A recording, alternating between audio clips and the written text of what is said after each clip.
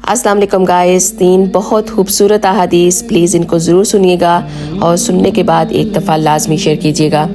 आप सल्लल्लाहु अलैहि वसल्लम ने इरशाद फरमाया, वो शख्स मोमिन नहीं है जो खुद तो पेट भरकर खाना खा लेता है मगर उसका पड़ोसी भूखा सो जाता है।